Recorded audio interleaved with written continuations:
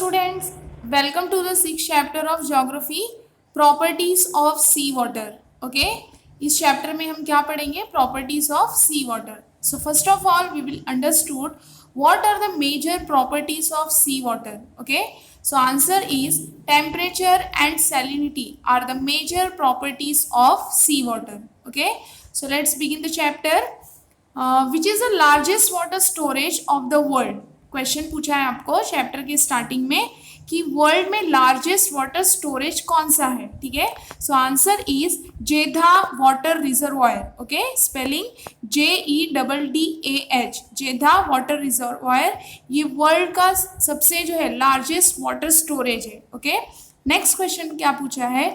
Why is the sea water salty? Okay, so answer is deposition of minerals and salts has made sea water salty. यानी sea water में जो salts और minerals deposit होते हैं जिसके वजह से सी वाटर क्या होता है? सॉल्टी होता है. ओके, सॉल्टी मीन्स खारा. Next, in the earlier classes we have studied the tides, ocean currents with reference to oceans. Means ocean से रिलेटेड हमने अर्लियर क्लासेस में यानी 8th स्टैंडर्ड में किसके बारे में पढ़ा? Tides means low tides and high tides and ocean currents. Ocean currents दो टाइप के, cold current and warm current. Okay, next, in this lesson we will study the major properties of sea water. इस chapter में हम क्या पढ़ेंगे? Major properties of sea water. Okay, next, temperature. Can you tell what is the difference in the temperatures of the land and the sea? Okay, ये आप सभी ने जो है 6th और 7th स्टैंडर्ड में पढ़ा है बट आप सभी को याद नहीं होगा. ठीक है, क्या पूछा है क्वेश्चन कि लैंड और सी एरिया के पास में जो टेम्परेचर्स होते हैं या फिर एयर जो ब्लो होते हैं, एयर फ्लो होते हैं, उसमें डिफरेंसेस क्या होता है. ठीक है, तो हम देखेंगे आंसर.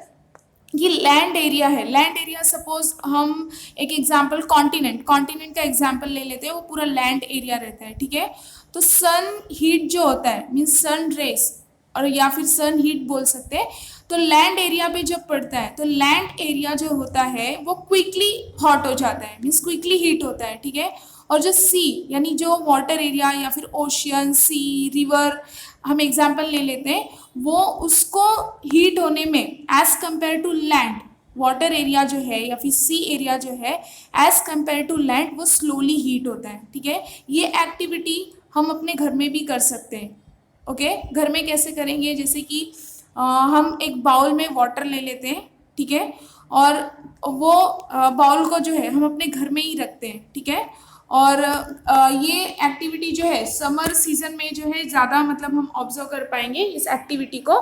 जैसे समर सीजन में टेम्परेचर बहुत ज़्यादा होता है. ठीक है, और 11 या 12 बजे के करीब, ठीक है, ये एक्टिविटी कर सकते हैं.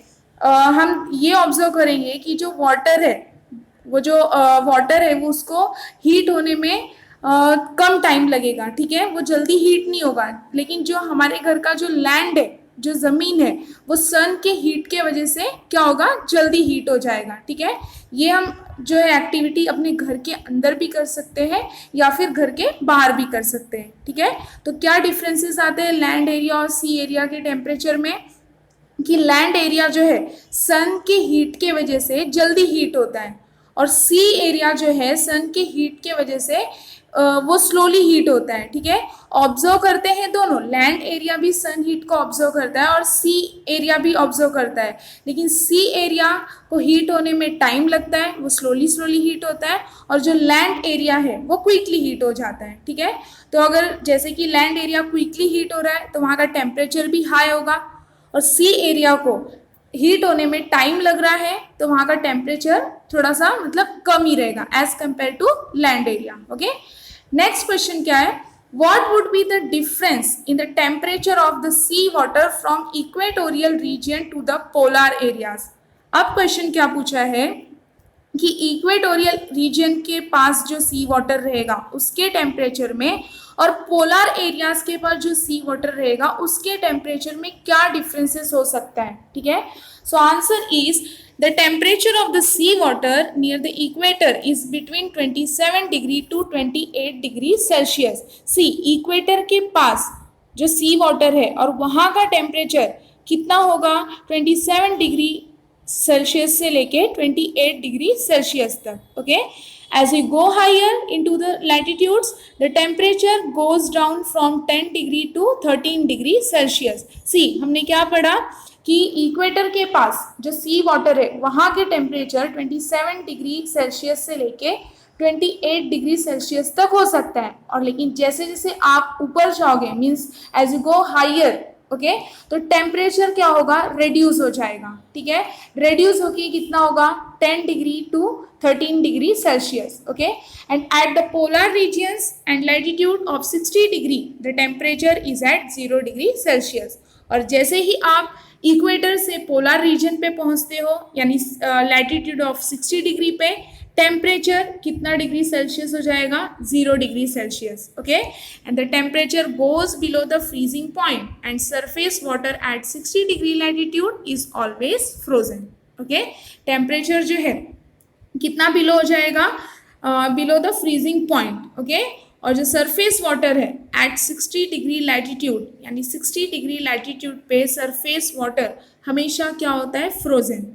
Okay, the temperature of sea water decreases with the depth of the sea, यानी जैसे जैसे हम सी के गहराई में जाएंगे वैसे ही सी वाटर का टेम्परेचर क्या होता जाएगा, डिक्रीज होता जाएगा. ओके, ये ध्यान देना, हम आगे भी इसको पढ़ेंगे कि सी वाटर के मीन्स सी के डेप्थ के अकॉर्डिंग, ओके, जैसे जैसे हम सी में गहराई में जाते रहेंगे टेम्परेचर सी वाटर क्या क्या होता रहेगा, डिक्रीज होता रहेगा. Okay, next, geographical explanation. Temperature is a major property of the sea water. Sea water का मेजर प्रॉपर्टी क्या है, temperature. Okay, the surface temperature of the sea water is not uniform everywhere. क्या बोला है कि surface temperature, सी water का जो surface temperature होता है ये ज़रूरी नहीं है कि सब जगह वो यूनिफॉर्म ही हो. यूनिफॉर्म का मतलब क्या है, इक्वल हो. Okay, this is dependent on different factors. ये जो टेम्परेचर होता है सी वाटर का सरफेस टेम्परेचर, ज़रूरी नहीं है कि सब जगह यूनिफॉर्म ही हो. ये किस पे डिपेंड होता है, डिफरेंट फैक्टर्स पे. ओके, आगे हम फैक्टर्स पढ़ेंगे कि कौन से डिफरेंट फैक्टर्स है जिसपे सी वाटर का सरफेस टेम्परेचर डिपेंड होता है. Okay, latitude speaking, the surface temperature of the sea water decreases from the equatorial areas towards the poles. अभी हमने क्वेश्चन का आंसर देखा. ओके, तो वही दिया है, ज्योग्राफिकल एक्सप्लेनेशन में भी वही दिया है कि लैटिट्यूडनली स्पीकिंग, अगर लैटिट्यूडनली बोला जाए तो क्या है, surface temperature of the sea water, यानी सी वाटर का जो सरफेस टेम्परेचर है वो इक्वेटोरियल एरिया से लेके, मीन्स इक्वेटोरियल एरिया से जैसे जैसे हम पोल्स की तरफ बढ़ेंगे सी वाटर का टेम्परेचर क्या होता जाएगा, डिक्रीज होता जाएगा. Okay, and the average temperature in equatorial areas is around 25 degree Celsius. It is 16 degree Celsius in mid latitudes while it is about 2 degrees Celsius near the poles. See, temperature दिया गया है equatorial areas के पास. Average temperature कितना बताया गया है, around 25 degree Celsius. और जैसे ही हम और भी मतलब आगे बढ़ेंगे इक्वेटोरियल एरिया से और भी आगे बढ़ेंगे ऊपर की तरफ, यानी कि मिड लैटिट्यूड 16 डिग्री सेल्सियस, वहाँ पे टेम्परेचर कितना हो जाएगा, 16 degree Celsius. Okay, and near the poles, यानी पोल्स के पास जब हम पहुँचेंगे, चाहे वो नॉर्थ पोल हो या फिर साउथ पोल हो, ठीक है, तो वहाँ पे टेम्परेचर कितना हो जाएगा, 2 degree Celsius. Okay, next, besides this cyclones, rainfall, sea waves, ocean currents, salinity, pollution, convectional currents, seasons, etc. also affect the surface temperature. Ocean currents also have similar effects on temperature of the sea water. See, हमने जो ये पढ़ा कि temperature is a major property of the sea water. ठीक है, तो इसके अलावा मीन्स besides this साइक्लोन्स तो आप सभी को पता ही होगा, rainfall, sea waves, okay, ocean current जैसे वार्म करंट और cold current. Okay, salinity means खारापन, pollution, convectional currents. Okay, convectional current क्या होता है, convectional current are the result of differential heating. Okay, convectional current are the result of differential heating. जैसे कि lighter warm material, lighter means हल्का material जो रहेगा, और वार्म मटेरियल यानी जो गर्म मटेरियल रहेगा, ठीक है, राइजेस, वाटर के अंदर जो लाइटर मीन्स हल्का और वार्म मटेरियल है, गर्म मटेरियल, वो राइजेस होगा, मीन्स ऊपर की तरफ उठेगा, while heavier cool material sinks, और जो हेवियर यानी हेवी मटेरियल है और वो ठंडा होता है, मीन्स कूल मटेरियल है, वो सिंक्स यानी पानी के अंदर डूब जाएगा, ठीक है। It is this movement that creates circulation patterns, और ये मूवमेंट की वजह से यानी कि लाइटर और वार्म मटेरियल राइज होगा, while heavier cool material sinks, यानी हेवियर कूल मटेरियल जब सिंक्स मीन्स अंदर की तरफ डूब रहे होंगे तो लाइटर और वार्म मटेरियल क्या होगा, राइज होगा, और यही मूवमेंट की वजह से क्या मतलब क्रिएट होता है, सर्कुलेशन पैटर्न, पानी का जो है जो मूवमेंट होता है वो कैसे पैटर्न में होगा, सर्कुलेशन मीन्स सर्कुलर में, ठीक है। इसी को क्या कहा जाता है, कन्वेक्शन करेंट्स, ओके। तो कन्वेक्शन करंट कहाँ कहाँ हो सकते हैं, in the atmosphere, in the water and in the mantle of the earth, okay। Next, convectional currents, seasons etc also affect the surface temperature, okay। तो ये सब भी cyclones, rainfall, sea waves, ocean currents, salinity, pollution, convectional current और season ये भी surface temperature पे affect करते हैं, ठीक है। Ocean currents also have similar effects on temperature of the sea water, okay। Next, in regions where cold ocean currents flow, the surface temperature of ocean water is less. See, अगर कोई reason है जहाँ पे cold ocean current flow हो रहा है, वहाँ का सरफेस टेम्परेचर, ओशियन वाटर का सरफेस टेम्परेचर क्या होता है, लेस होता है, and while the regions where the warm current move the temperatures increases, और वो रीजन जहाँ पे वार्म करंट मूव हो रहा है तो टेम्परेचर क्या होगा, इंक्रीज होगा। ध्यान देना, कोल्ड ओशियन करंट अगर फ्लो हो रहा है तो सरफेस टेम्परेचर लेस होगा, और अगर वार्म करंट मूव हो रहा है तो टेम्परेचर क्या होगा, इंक्रीज होगा, okay. Next, can you tell the changes in the temperature of the sea water with reference to depth in different latitudes is shown in figure 6.1, okay. आपको एक figure दिया है, इमेज दिया है, depth and temperature of sea water, okay. आप देख सकते हैं ये इमेज क्या किसके बारे में है, ये इमेज सी वाटर के बारे में है, सी वाटर के डेप्थ यानी उसकी गहराई और टेम्परेचर के बारे में है, ठीक है। तो क्या क्वेश्चन पूछा है, observe this graph and answer the following questions, okay. ये ग्राफ को ऑब्जर्व करना है और क्वेश्चन का आंसर देना है। So first question is, what is the maximum temperature of sea water in equatorial areas and how much is this temperature at a depth of 500 meter, okay. तो आप observe करिए, जैसे कि डेप्थ इन मीटर आपको दिया है, देखिए 2000, 1500, 1000 है, फिर लास्ट में 500 है, ओके। और ऊपर जो है टेम्परेचर आपको इन डिग्री सेल्सियस में दिया है, ठीक है, 0 degree, 5 degree, 10 degree, 15 degree and last one is 20 degree, okay. तो हम ये ग्राफ को ऑब्जर्व करेंगे और क्वेश्चन का आंसर देंगे। तो फर्स्ट क्वेश्चन क्या पूछा है, what is the maximum temperature of sea water in equatorial areas and how much is this temperature at the depth of 500 meter. तो हमें ये टेम्परेचर जो है कहाँ पे ऑब्जर्व करना है, 500 मीटर के यहाँ पे, ठीक है। तो आंसर क्या आएगा, maximum temperature of sea water in equatorial areas is 18 degree Celsius, okay, at the depth of 500 meter. The temperature of sea water is 11 degree Celsius, okay। सबसे पहला क्वेश्चन क्या था, what is the maximum temperature of sea water in equatorial areas, तो answer आएगा 18 degree Celsius. Next question क्या पूछा है, how much is this temperature at a depth of 500 metre, यानी 500 मीटर पे टेम्परेचर कितना है, तो आंसर क्या आएगा 11 degree Celsius, okay. Next question is, what is the temperature of the sea water at the sea level in the mid latitudes, कहाँ का मतलब कौन से एरिया का जो है टेम्परेचर पूछा है, mid latitudes, okay. So answer is 14 degree Celsius, okay. Mid latitude के पास जो टेम्परेचर है, तो आंसर क्या है, कितना डिग्री सेल्सियस टेम्परेचर है, 14 डिग्री सेल्सियस, ओके। आप ये ऑब्जर्व कर सकते हैं, देखिए मिड लैटिट्यूड जहाँ पे लिखा है, ओके, तो वहाँ पे टेम्परेचर कितना है, 14 डिग्री सेल्सियस। सी आपको ब्लू लाइन दिख रही होगी ग्राफ में, okay, blue line mid latitude वहाँ पे लिखा हुआ है, और 15 डिग्री से पहले ही ब्लू लाइन खत्म हो रही है, ठीक है, तो हम उसको कितना मीन्स अंदाजे से कितना बोल सकते हैं, 14 degree Celsius. Okay, next question, how much has this temperature changed at 1500 metre depth?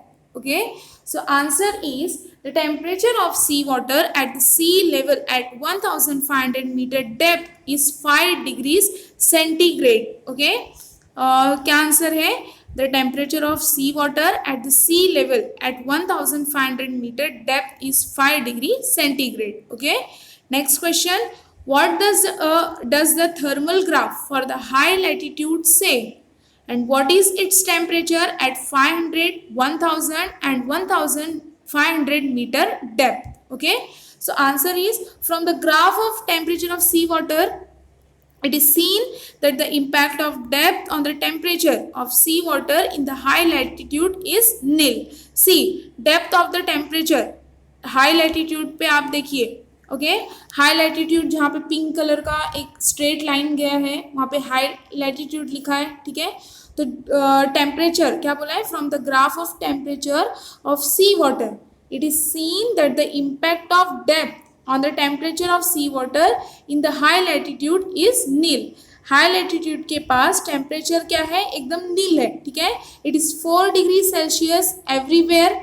अब वो पिंक कलर का जो स्ट्रेट लाइन गया है, ठीक है, क्या बोला है, 4 डिग्री सेल्सियस एवरीवेयर, क्योंकि वो स्ट्रेट लाइन गया है, तो वहां पे टेम्परेचर कितना है, पूरा 4 मीन्स सब जगह 4 degree Celsius. Okay, and the temperature of the sea water even at 500 metre, 1000 metre और even 1500 metre depth in high latitude is uniformly 4 degree Celsius.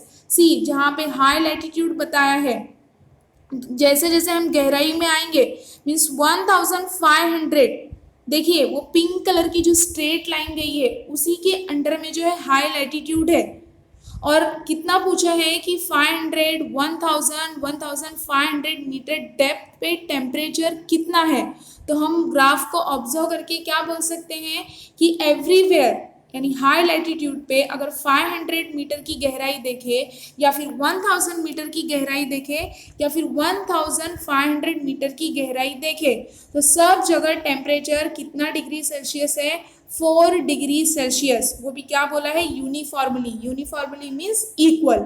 Okay, next question, after what depth does the sea water temperature remain stable everywhere? Means कितनी गहराई में temperature जो है stable हो गया है सब जगह, ठीक है, temperature of sea water remains stable at 4 degree Celsius after 2000 metre depth across the earth from equatorial region to polar areas.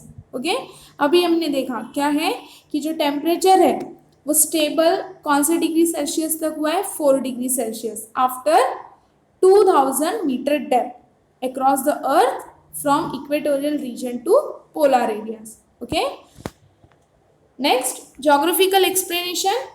While most of the sun rays radiate back from the surface of the sea, some of them penetrate to certain depth in the water. See, जो sun rays पड़ता है यानी ocean पे या फिर सी water में हम देखें, जो सूर्य की किरणें होती है सन रेज, तो कुछ मतलब सी के अंदर से ही मीन्स सन रेज जो है वो सरफेस से ही क्या हो जाता है, रेडिएट बैक यानी वापस जाना, और कुछ जो है sun rays means some of them penetrate यानी कुछ गहराई तक जाते हैं अंदर।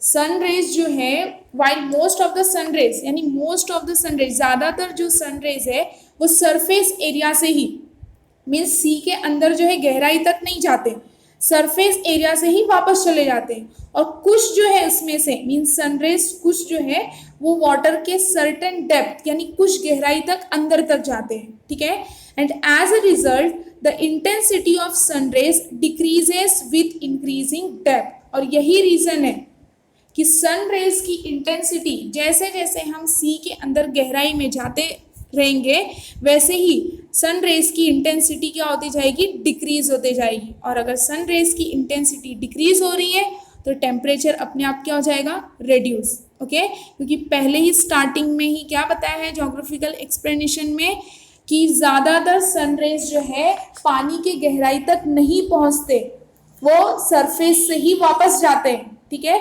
कुछ सनरेज, उसमें से कुछ सनरेज जो है वो वाटर की गहराई तक जाते हैं, जिसके वजह से सनरेज की इंटेंसिटी क्या होती है, डिक्रीज होती है विथ इंक्रीजिंग डेप्थ। जैसे जैसे गहराई बढ़ती जाती है सनरेज की इंटेंसिटी कम होते जाती है, okay. And temperature decreases up to 2000 metre depth. Temperature क्या बोला गया है कि 2000 मीटर गहराई तक टेम्परेचर डिक्रीज होता हमें दिखाई देगा, okay. After 2000 metre the temperature of the sea water is uniform everywhere. जैसे कि अभी हमने ग्राफ में देखा कि 2000 मीटर गहराई के बाद टेम्परेचर, सी वाटर का जो टेम्परेचर है वो सब जगह यूनिफॉर्म हो जाएगा, यानी इक्वल हो जाएगा, ओके। ये ध्यान में रखना कि टेम्परेचर रिड्यूस, डिक्रीज कितने मीटर गहराई तक सिर्फ होगा, 2000 मीटर तक, और उसके बाद मीन्स आफ्टर 2000 मीटर टेम्परेचर क्या हो जाएगा, सब जगह यूनिफॉर्म, ओके, इक्वल हो जाएगा। It is around 4 degree Celsius everywhere from the equatorial regions to the polar areas. Means after 2000 metre depth सब जगह टेम्परेचर कितना हो जाएगा, मीन्स इक्वेटोरियल रीजन से लेकर पोलर एरियाज तक कोई भी रीजन हो, कितना हो जाएगा, 4 degree Celsius, okay. Next, temperature reduces only up to 4 degree Celsius according to depth. तो ऐसा हम बोल सकते हैं कि टेम्परेचर जो है सिर्फ कितने डिग्री सेल्सियस तक रेड्यूस होता है, 4 degree Celsius, okay. And therefore the water at greater depth does not freeze. इसलिए क्या कहा गया है कि गहराई में, बहुत ज़्यादा ही गहराई में वाटर जो होता है वो फ्रीज नहीं होता, क्योंकि टेम्परेचर रेड्यूस कितना बोला है, सिर्फ 4 डिग्री सेल्सियस, और फ्रीज होने के लिए कितना चाहिए टेम्परेचर, 0 डिग्री सेल्सियस, ओके। तो लास्ट में क्या बोला, and therefore the water at greater depth does not freeze. Means ज़्यादा गहराई में अगर हम जाएंगे तो वहाँ पे जो पानी होता है, वाटर, वो फ्रीज नहीं होता, ठीक है। Next, the temperature of the sea water changes rapidly with depth at the equatorial areas. Means sea water का temperature तेजी से, rapidly means तेजी से, कब change होता है, कहाँ पे, with depth at the equatorial areas. Means equatorial areas पे, इक्वेटोरियल एरियाज पे वहाँ की गहराई में जो सी वाटर का टेम्परेचर होता है वो रैपिडली चेंज होता है, मीन्स तेजी से चेंजेस आते हैं उसमें, ठीक है। The difference in temperature is lesser in polar areas. लेकिन अगर हम पोलर एरियाज के पास देखेंगे, यानी साउथ पोल और नॉर्थ पोल, तो वहाँ पे टेम्परेचर का जो डिफरेंसेस होता है वो कम होता है, लेसर होता है, okay. There is also a difference in open seas and land lock seas. See, वैसे ही अगर हम ओपन सीज के पास जो टेम्परेचर है वो टेम्परेचर ऑब्जर्व करेंगे और लैंड लॉक्ड सीज का टेम्परेचर ऑब्जर्व करेंगे तो बहुत डिफरेंसेस होता है, ओके। ओपन सी यानी वो समुद्र जो है वो सी खुला रहेगा, और लैंड लॉक्ड सी का मतलब क्या होता है कि वो सी मीन्स लैंड लॉक्ड सी जो है वो लैंड से, चारों तरफ से लैंड से घिरी हुई होती है, ओके। आगे हम नेक्स्ट स्लाइड में जो है इमेज देखेंगे कि लैंड लॉक्ड सी क्या होता है, ठीक है। क्या है, there is also a difference in open seas and landlocked seas, okay. Next, as the salinity of the landlocked seas is more, the temperature of these landlocked seas is higher than the open seize.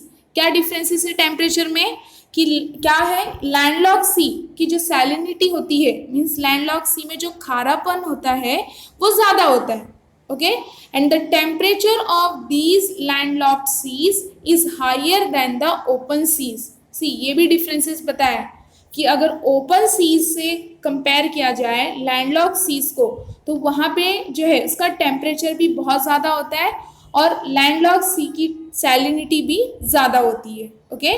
This is true for low latitudinal areas. और ये मतलब सही मायने में सच कहाँ पे है, लो latitudinal areas के पास। लो लैटिट्यूडनल एरियाज के पास अगर हम देखेंगे लैंडलॉक्ड सीज का टेम्परेचर और ओपन सीज का टेम्परेचर, तो डिफरेंसेस यही है कि लैंडलॉक्ड सी का टेम्परेचर ज़्यादा होता है और ओपन सी का टेम्परेचर कम होता है, ठीक है। Next, let's recall Why is the taste of sea water salty? Okay, अभी हमने पढ़ा था कि deposition of minerals and salts has made sea water salty, लेकिन अब हम थोड़ा डीपली पढ़ लेते हैं कि सी वाटर का टेस्ट जो है वो सॉल्टी क्यों होता है। तो आंसर क्या है, minerals from rocks and soil dissolve in water and get deposited in sea through rivers. See rivers जो है अपने साथ जो है मटेरियल्स लेके आती है, ठीक है, सेडिमेंट्स वगैरह। ओके, जब उसकी स्पीड जो है उसकी वेलोसिटी, रिवर्स की वेलोसिटी अगर ज़्यादा होगी तो उसके साथ मिनरल्स जो है लॉन्ग डिस्टेंस तक जाते हैं, रिवर्स के साथ मिनरल्स लॉन्ग डिस्टेंस तक जाते हैं। लेकिन जैसे ही रिवर्स की वेलोसिटी कम हो जाएगी तो वो अपने साथ लाए गए मिनरल्स को एक जगह पे डिपॉजिट कर देती है, ठीक है। तो रॉक्स से जो मिनरल्स पाए जाते हैं, ठीक है, सॉइल, ये सब वाटर में डिजॉल्व हो जाते हैं। Okay, and this process is on for millions of years, और ये प्रोसेस के लिए हजारों साल लग जाते हैं, ठीक है। एवापोरेशन होता है, ठीक है। तो एवापोरेशन के टाइम पे क्या होता है कि पानी जो है वो एवापोरेट हो जाता है, सिर्फ वाटर ही एवापोरेट होता है, लेकिन उसके अंदर जो सॉल्ट, मिनरल्स या फिर सॉइल, ये सब डिजॉल्व हुए रहते हैं, वो ओशन के अंदर ही रह जाते हैं, ठीक है। वाटर जो है वो एवापोरेट होता है, लेकिन वाटर के अंदर मीन्स ये रिवर्स जब ओशियंस में मीट होती है, जैसे अरेबियन सी है, ठीक है, या फिर इंडियन ओशियन है, बे ऑफ बंगाल है, यहाँ पे बहुत सारी नदियाँ जो है रिवर्स मीट होती है सीज में और ओशियंस में। तो रिवर्स के साथ लाए गए जो सेडिमेंट्स हैं, यानी रॉक से जो रॉक में जो मिनरल्स पाए जाते हैं, जब रॉक वेदर्ड होता है तो उसके अंदर जो मिनरल्स होते हैं, फिर सॉइल या फिर सॉल्ट होता है, तो वो रिवर्स के साथ आता है साथ में। और जब ओशियंस में या फिर सी में रिवर्स जब मीट करती है, मीन्स जब उसमें मिलती है, तो रिवर्स के साथ साथ वो जो मिनरल्स होते हैं, सॉल्ट होते हैं, वो सब मिक्स हो जाते हैं ओशियन में और सीज में, ठीक है। तो इसलिए कहा गया है कि सी वाटर में सी वाटर का जो टेस्ट होता है वो सॉल्टी होता है, क्योंकि जब वाटर इवापोरेट हो जाता है, वाटर तो इवापोरेट हो जाता है, लेकिन उसके अंदर जो सॉल्ट है वो वैसे का वैसा ही रह जाता है, ठीक है। This made seas and oceans salty, जिसकी वजह से सी और ओशियन क्या होता है, सॉल्टी होता है, ठीक है। Next question, what are the reasons for high salinity in the oceans? Means क्या रीजन है कि ओशियंस जो है वो हाई सैलिनिटी होता है, उसमें ओशियंस में सैलिनिटी बहुत ज़्यादा होती है, खारापन बहुत ज़्यादा होता है, क्या रीज़न हो सकता है? जैसे कि उसके फैक्टर्स हैं, कौन से फैक्टर्स हैं हम देखेंगे। Higher rate of evaporation, means oceans का जो है एवापोरेशन रेट बहुत ही ज़्यादा होता है। ओके, नेक्स्ट फैक्टर है less supply of fresh water, ocean के अंदर जो है फ्रेश वाटर सप्लाई नहीं हो पाता। ओके, ये भी एक फैक्टर है। नेक्स्ट है landlock nature of sea are responsible for high salinity in the ocean. तीन फैक्टर्स बताए, फर्स्ट है higher rate of evaporation, second है less supply of fresh water, ठीक है, इवापोरेशन का रेट ज़्यादा होता है, फ्रेश वाटर उतना सप्लाई नहीं हो पाता, थर्ड वन है landlock nature of sea, ocean का नेचर मीन्स कैसा होता है, ओशियन ज़्यादातर लैंडलॉक सी, और अभी हमने पढ़ा कि लैंडलॉक सी में सैलिनिटी ज़्यादा होती है, ठीक है। तो यही फैक्टर्स है, यही फैक्टर्स रिस्पॉन्सिबल हैं कि ओशियंस जो होते हैं वो उसमें हाई सैलिनिटी होती है, ठीक है। Third question is what is the use of the salts in the ocean to us? Means oceans में जो सॉल्ट्स पाए जाते हैं उसका हमारे लिए मीन्स हमारे लाइफ में वो क्या यूज आता है, ठीक है। तो आंसर है बॉयंसी। बॉयंसी क्या होता है, उछाल। हिंदी में अगर बॉयंसी को कहा जाएगा तो उछाल, तो इंग्लिश में क्या बोलेंगे, इसका मीनिंग क्या है, द एबिलिटी और tendency of something to float in water, means उसकी कैपेसिटी, कोई चीज़ है उसकी एबिलिटी या फिर टेंडेंसी कि वो वाटर में जो है फ्लोट कर सके। ओके, तो हम शॉर्ट में क्या बोलेंगे, उछाल, ठीक है। बॉयंसी का मतलब उछाल, ठीक है। तो आंसर क्या है, buoyancy of the water increases due to salts in ocean, means water का जो उछाल है वो किसकी वजह से इंक्रीज होता है, जो ओशियन में सॉल्ट पाया जाता है, ठीक है, विच हेल्प्स वाटर ट्रांसपोर्टेशन, और उसी की वजह से वाटर क्या होता है, ट्रांसपोर्ट होता है एक प्लेस से दूसरे प्लेस पे। We obtain salt from the salt pans which is used in food, और उसके वजह से वो बॉयंसी के वजह से ही, उछाल के वजह से ही हम सॉल्ट पैन में जो है सॉल्ट इकट्ठा होता है, ठीक है, और वो सॉल्ट को हम किस में यूज करते हैं, फूड में, हमारे खाने में, ठीक है। And salt is also use in making chemicals and various medicine. Okay, salt को और किस में यूज किया जाता है, केमिकल बनाने में या फिर मेडिसिन बनाने में। And salt is also use to preserve food and also in ice factory. Salt को और भी कहाँ यूज किया जाता है, कुछ अगर फूड प्रिजर्व, जैसे भी आचार है, ओके, एग्जाम्पल हम लेते हैं, आचार हमारे घर में जो बनाया जाता है, तो लेडीज क्या करती हैं कि आचार में बहुत ज़्यादा नमक डाल देती है ताकि आचार जो है वो जल्दी खराब ना हो। ओके, तो ऐसे बहुत सारे ऐसे फूड होते हैं जिसको प्रिजर्व करने के लिए, यानी लॉन्ग पीरियड तक प्रिजर्व करने के लिए सॉल्ट को यूज किया जाता है, ठीक है, और आइस फैक्ट्री में भी। Okay, next question, how can we obtain the salts from the ocean water. Next question क्या पूछा है कि ओशियन वाटर से सॉल्ट हम कैसे ऑब्टेन करेंगे, ठीक है, ऑब्टेन कर सकते हैं। So answer is sea water is trapped in the salt pans in a specific way during the high tide. यानी हाई टाइड जब आता है तो एक स्पेसिफिक वे में सी वाटर जो है किसमें ट्रैप हो जाता है, यानी फंस जाता है सॉल्ट पैन्स में। ओके, एंड एवापोरेशन प्रोसेस और सन की हीट की वजह से क्या होता है, एवापोरेशन प्रोसेस होता है, तो वाटर तो जो है वो एवापोरेट हो जाता है, लेकिन वो ओशियन का पानी मीन्स जो सी वाटर है, जो सॉल्ट पैन के अंदर जो हाई टाइड की वजह से जो फंस जाता है, ट्रैप हो जाता है, तो बाद में क्या होता है कि सन की हीट की वजह से वाटर तो एवापोरेट हो जाता है, लेकिन उसके अंदर जो मीन्स सैलिनिटी है, जो खारापन है, जो नमक होता है, सॉल्ट होता है, वो सॉल्ट पैन के अंदर ही रह जाता है, ठीक है। तो इस तरह से ओशियन वाटर से हमें सॉल्ट्स ऑब्टेन्ड होता है, ठीक है, हमें सॉल्ट मिलता है। Okay, next, geographical explanation, salt is used in the food we eat. अभी हमने आंसर देखा तो वही ज्योग्राफिकल एक्सप्लेनेशन में भी दिया है कि सॉल्ट जो है किस में यूज्ड आता है, जो हम खाना खाते हैं, ठीक है। Salt is also used for making various chemicals and medicine. Salt को और किस में यूज किया जाता है, केमिकल्स बनाने में, मेडिसिन बनाने में, ठीक है।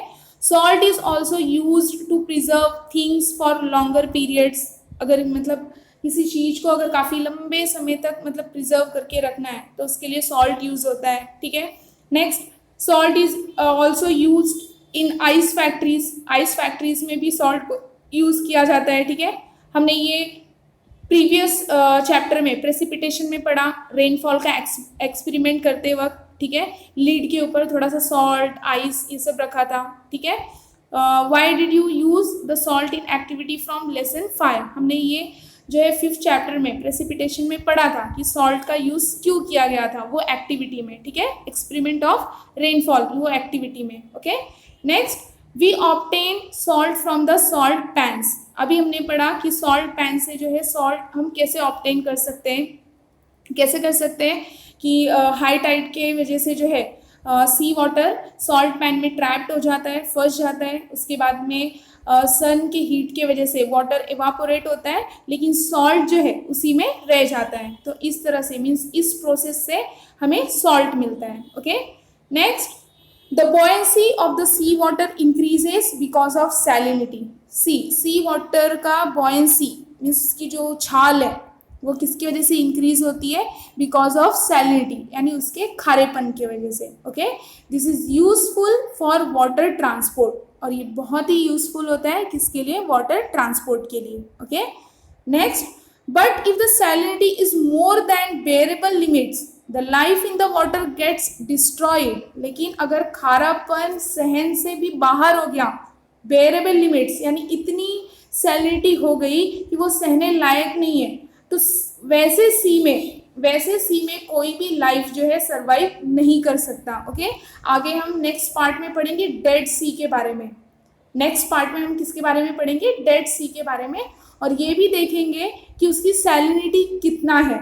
मीन्स वो नाम से ही पता चल रहा है डेड सी, क्योंकि उस सी में कोई भी लाइफ जो है सरवाइव नहीं कर सकता, उसकी सैलिनिटी बहुत ही ज़्यादा है। तो इसलिए क्या बोला है कि अगर सी वाटर यानी कोई भी सी का अगर सैलिनिटी बेरेबल लिमिट से भी ज़्यादा हो गया, यानी हम वो सैलिनिटी सहन नहीं कर सकते, तो उस वाटर में जो है लाइफ क्या हो जाएगी, डिस्ट्रॉय हो जाएगी। ठीक है, जैसे एक्वेटिक एनिमल्स, प्लांट्स सी के अंदर रहते हैं तो वो पूरे डिस्ट्रॉय हो जाएंगे। ठीक है, किसकी वजह से, ज़्यादा अगर सैलिनिटी हो गया तो।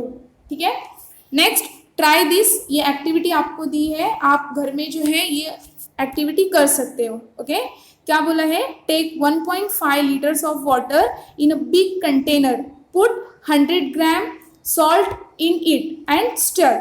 ठीक है, आपको 1.5 लीटर जो है पानी लेना है एक बिग कंटेनर में, और उसमें कितना ग्राम जो है नमक डालने के लिए कहा गया है, 100 ग्राम, और उसके बाद में वो कंटेनर को क्या करना है, हिलाना है। ठीक है, ताकि जो नमक है पानी में मिल जाए। Okay, next, now take 3 containers of same size, अब 3 कंटेनर लेना है सेम साइज का, आपको नीचे इमेज दिया गया है। ठीक है, to identify them put 3 dots of different colours on them. See, आपको जो है सेम साइज का कंटेनर लेने बोला है, तो उसको आइडेंटिफाई करने के लिए, यानी वो पहचानने के लिए आपको क्या करना है कि डॉट, उसमें डिफरेंट कलर का जो है डॉट पुट करना है। ठीक है, डॉट्स पुट करने हैं। Next, put the water containing salt equally in the 3 containers, make sure the containers are half empty after filling the water. तीनों कंटेनर में वो जो नमक वाला पानी है, जो 1.5 लीटर पानी में हमने 100 ग्राम नमक जो डाला है, सॉल्ट को डाला है, तो ये जो तीनों कंटेनर हमने सेम साइज के लिए हैं, उसमें वो नमक वाला पानी जो है डालना है, तीनों कंटेनर में इक्वली डालना है, और ये ध्यान रखना है कि तीनों कंटेनर आधा आधा खाली होना चाहिए। ठीक है, next, test the water out of the 3 containers, keep 1 in the sun outside, cover it with meshed lid. Meshed lid मतलब क्या होता है, जैसे चाय छानने वाली जो छन्नी होती है वैसा ही, मीन्स जालीदार लीड होना चाहिए। ठीक है, पूरा पैक नहीं होना चाहिए, जालीदार होना चाहिए। तो उसमें क्या बोला है कि तीनों कंटेनर का पानी पहले ही टेस्ट कर लेना है, और उसके बाद में एक कंटेनर को बाहर रखना है, और बाकी का जो 2 कंटेनर है उसको घर में ही रखना है, या फिर क्लासरूम में, जैसे क्लासरूम में अगर ये क्लास में अगर एक्टिविटी हो रही है, आपके स्कूल में एक्टिविटी की जा रही है, तो क्लासरूम में भी रख सकते हैं। ओके, और तीनों को, मीन्स तीनों कंटेनर को मैश लिड से ही ढक के रखना है। ओके, कवर करना है। ठीक है, next, keep the remaining 2 in the classroom, cover them with net lids too. Okay, next, put half a glass of fresh water daily in one of the containers in the classroom. See, जो हमने 2 container classroom में रखे, तो उसमें से एक container में ये ध्यान रखना है कि एक कंटेनर में हाफ ग्लास जो है, आधा आधा ग्लास फ्रेश वाटर डेली उसमें पानी डालना है। ठीक है, सिर्फ एक कंटेनर में। जो 2 कंटेनर्स हमने क्लासरूम में रखे, तो उसमें से एक कंटेनर में जो है डेली हाफ ग्लास का फ्रेश वाटर डालना है। Okay, next, after 3 or 4 days, bring all the containers together at one place and observe the level of water in all the 3 containers. और 3-4 दिन के बाद क्या करना है, तीनों कंटेनर को एक साथ में लेके आना है, और उसमें जो है पानी का लेवल, वाटर का लेवल ऑब्जर्व करना है तीनों कंटेनर का। ठीक है, next, test the water in all the 3 containers, experience the difference in the taste, write about all the 3 taste in 1 line each. Okay, तो आपको मीन्स एक्सपेरिमेंट से पहले भी वो कंटेनर का पानी जो है टेस्ट करना है, और एक्सपेरिमेंट के बाद भी, यानी 3-4 दिन के बाद भी जब हम तीनों कंटेनर को एक साथ रखेंगे, तो तीनों कंटेनर का पानी क्या करना है, टेस्ट करना है, और हमें एक्सपीरियंस मिलेगा।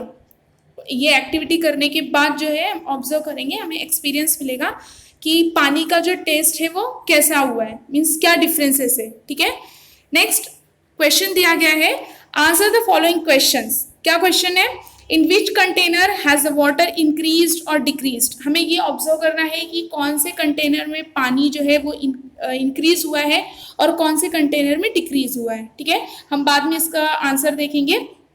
नेक्स्ट क्वेश्चन है, what could be the reasons behind the decrease और इंक्रीज, यानी अगर किसी भी कंटेनर में पानी इंक्रीज हुआ है या फिर किसी कंटेनर में पानी डिक्रीज हुआ है, तो उसका रीजन क्या है। ठीक है, next question, what could be the reason behind the low and high salinity of the water in the container, और फिर हम ये ऑब्जर्व करेंगे कि कौन से कंटेनर में जो सैलिनिटी वो बहुत ज़्यादा हो जाएगी और किसी कंटेनर में सैलिनिटी क्या होगा, लो होगा, कम होगा। ठीक है, तो अब हम आंसर देखते हैं।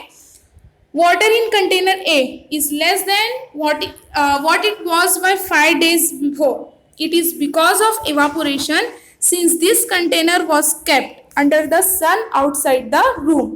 Okay, see अगर कंटेनर A को देखा जाए, जो कंटेनर जो है सन आउटसाइड द रूम, यानी अगर घर के बाहर जो कंटेनर रखा है तो उसका पानी सारा क्या हो जाएगा, इवापोरेट हो जाएगा, क्योंकि सन का हीट वहां पे ज्यादा पड़ेगा. ठीक है, तो सिर्फ क्या बचेगा, नमक. ओके, वाटर क्या हो जाएगा, इवापोरेट, सिर्फ क्या बच जाएगा, नमक. ठीक है, और अगर कंटेनर जैसे कि हमने 2 कंटेनर क्लासरूम में रखा था, तो उसमें से हम डेली एक कंटेनर में क्या कर रहे थे कि हाफ ग्लास जो है फ्रेश वाटर डाल रहे थे, तो हम ये ऑब्जर्व करेंगे कि उसकी सैलिनिटी जो है वो कम होगी. नमक वाला ही पानी था, लेकिन डेली जो है उसमें कौन सा पानी पड़ रहा था, fresh water. Daily half glass उसमें फ्रेश वाटर हम डाल रहे थे, जिसकी वजह से उसकी सैलिनिटी क्या हो जाएगी, कम हो जाएगी. और वो जो कंटेनर है वो क्लासरूम के अंदर हमारे अगर हम अपने रूम के अंदर, घर के अंदर ये एक्टिविटी करेंगे तो घर के अंदर था, तो सन का हीट भी उतना ज़्यादा उस पर नहीं पड़ा. और अगर थर्ड वाला कंटेनर मीन्स सी कंटेनर अगर देखते तो वो भी इतना ज़्यादा खारा नहीं होगा as compare to A container. A container हमने कहाँ पे रखा था, बाहर रखा था, तो उस पर सन हीट ज़्यादा पड़ा, यानी उसमें जो है सैलिनिटी ज़्यादा होगी. और जो बी कंटेनर है जिसमें हाफ ग्लास पानी डेली डेली पड़ रहा था, उसकी सैलिनिटी सबसे कम होगी. ठीक है, और जो सी कंटेनर है तो वो भी जो है as compare to A container, उसकी भी सैलिनिटी क्या होगी, कम ही होगी. ठीक है, next geographical explanation. You must have realized that because of the sun's heat, evaporation happens at a faster rate. Evaporated water turns into water vapor and reduces its quantity. See, ये जो experiment है या फिर activity जो हम करेंगे, तो हम क्या रियलाइज करेंगे कि because of the sun's heat, means sun के हीट के वजह से एवापोरेशन जो होगा फास्टर रेट में, मीन्स हायर रेट में होगा. ठीक है, evaporated water turns into water vapour, और जो एवापोरेटेड वाटर है वो किस में चेंज हो जाएगा, वाटर वेपर में, और उसकी क्वांटिटी क्या हो जाएगी, रेड्यूस. ठीक है, जो हमने फर्स्ट कंटेनर, ए कंटेनर जो घर के बाहर रखा था, वहाँ पे सन के हीट के वजह से एवापोरेशन जो है फास्टर रेट में होगा, और एवापोरेटेड वाटर जो है किसमें टर्न हो जाएगा, वाटर वेपर में, जिसके वजह से इसकी क्वांटिटी क्या हो जाएगी, रेड्यूस. वाटर की क्वांटिटी रेड्यूस होगी, but amount of salt remains the same in the remaining water and therefore the salinity of the water increases. लेकिन अमाउंट ऑफ द सॉल्ट, यानी जो नमक का जो पानी था, वाटर तो एवापोरेट हो गया, लेकिन इसमें जो नमक था, नमक की क्वांटिटी तो सेम ही होगी in the remaining water. Okay, and therefore the salinity of the water increases, जिसकी वजह से वाटर की सैलिनिटी क्या हो जाएगी, इंक्रीज हो जाएगी. Next, in the seas where the rate of evaporation is high than the supply of fresh water salinity is high. See, ये ध्यान देना, आपको ये जो है बहुत ही केयरफुली सुनना है. ठीक है, ये पॉइंट जो है वो केयरफुली सुनना है. क्या बोला है, in seas where the rate of evaporation is high than the supply of fresh water. अगर सीज में रेट ऑफ एवापोरेशन ज़्यादा है, अगर कंपेयर किया जाए सप्लाई ऑफ फ्रेश वाटर से, मीन्स वो सी के अंदर फ्रेश वाटर सप्लाई नहीं हो रहा है, बल्कि क्या ज़्यादा हो रहा है, एवापोरेशन रेट, तो उस सीज की सैलिनिटी क्या होगी, हाई होगी. ठीक है, ज़्यादा होगी. Second point, in seas where the supply of fresh water exceeds the rate of evaporation salinity is low. और वो सीज में जहाँ पे सप्लाई ऑफ फ्रेश वाटर ज़्यादा है और एवापोरेशन रेट कम है, तो वहाँ पे उस सीज की सैलिनिटी क्या होगी, कम होगी. ठीक है, क्या, सप्लाई ऑफ फ्रेश वाटर ज़्यादा और रेट ऑफ एवापोरेशन कम, तो सैलिनिटी सी की क्या होगी, लो होगी. ठीक है. Third point, salinity is not affected much in seas where both the supply of fresh water and evaporation of water is low. और सैलिनिटी वहाँ पे मीन्स ऐसे सीज में इतना ज़्यादा अफेक्ट नहीं करेगी जहाँ पे दोनों इक्वल हो, means supply of fresh water बोला है और एवापोरेशन ऑफ वाटर इज लो. ठीक है, सॉरी, लो बोला है. Salinity is not affected much in seize where both the supply of fresh water and evaporation of water is low. अगर वो सी में फ्रेश वाटर जो है वो भी सप्लाई हो रहा है और एवापोरेशन ऑफ वाटर वो भी क्या है, लो है, तो सैलिनिटी उस चीज़ में इतना अफेक्ट नहीं करेगी। ओके, तो फर्स्ट पॉइंट क्या था कि रेट ऑफ एवापोरेशन ज़्यादा, सप्लाई ऑफ फ्रेश वाटर के कंपेयर में रेट ऑफ एवापोरेशन हाई, तो सैलिनिटी क्या होगी, सी में हाई होगी। सेकेंड पॉइंट क्या है कि supply of fresh water exceeds, यानी रेट ऑफ एवापोरेशन के कंपैरिजन में सप्लाई ऑफ फ्रेश वाटर ज़्यादा है, तो सैलिनिटी क्या होगी, सी की लो होगी। और सैलिनिटी उस सी में जो है अफेक्ट नहीं करेगी जहाँ पे दोनों हो रहा है, यानी सप्लाई ऑफ फ्रेश वाटर भी है और एवापोरेशन ऑफ वाटर क्या है, लो है। ठीक है, तो ऐसे सी में सैलिनिटी अफेक्ट इतना नहीं करेगा। ठीक है, नेक्स्ट सी फिगर 6.9, आपको ये फिगर दिया जो है सैलिनिटी ऑफ सी वाटर का। ठीक है, तो उसमें ऑब्जर्व करना है ये मैप को और क्वेश्चन का आंसर देना है। Okay, see figure 6.9, observe the map and answer the following questions. Okay, so first question is what is the salinity around the tropics. ये मैप को ऑब्जर्व करना है और ये बताना है कि ट्रॉपिक्स के आसपास जो है सैलिनिटी, सी वाटर की सैलिनिटी कितनी है। ठीक है, so answer is the salinity of sea water around the Tropic of Cancer. Tropics मतलब क्या बोला है, ट्रॉपिक ऑफ कैंसर। ओके, और ट्रॉपिक ऑफ कैप्रिकॉर्न, तो उस एरिया का, उस रीजन का जो है सैलिनिटी बताना है। तो क्या सैलिनिटी होगा, Tropic of Cancer is about 36 और ट्रॉपिक ऑफ कैप्रिकॉर्न के पास 35। Okay, next which region has a least salinity. Least का मतलब एकदम कम। ठीक है, areas around Arctic Ocean and in the Bay of Bengal, the salinity of the sea water is less and it is about 32% per 1000। ठीक है, आपको ये नेक्स्ट क्वेश्चन में देखिए, which ocean has salinity more than 37% पर 1000। आपको ये percent का जो सिंबल है वहाँ पे नीचे डबल जीरो दिया है, उसको कैसे रीड करना है, पर 1000 रीड करना है। ठीक है, तो वैसे ही क्या पूछा है question, which region has a least salinity, ये बताना है कि सैलिनिटी कौन से रीजन में एकदम कम है यानी लेस है। तो कौन सा रीजन है, एरियाज अराउंड आर्कटिक ओशियन और बे ऑफ बंगाल, क्योंकि वहाँ पे जो है सी वाटर की सैलिनिटी कितनी है, 32% पर 1000। Okay, next question, which ocean has salinity more than 37% पर 1000। ये बताना है कि कौन से ओशियन की सैलिनिटी 37% पर 1000 से भी ज़्यादा है। Okay, so answer is Atlantic ocean.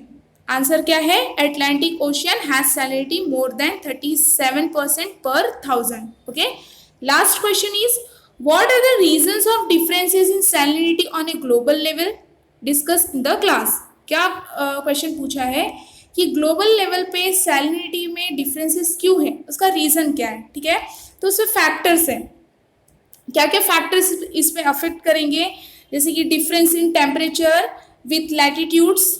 Okay, जैसे अलग अलग लैटिट्यूड्स पे जो है अलग डिफरेंट टेम्परेचर में डिफरेंसेस पाए जाएंगे।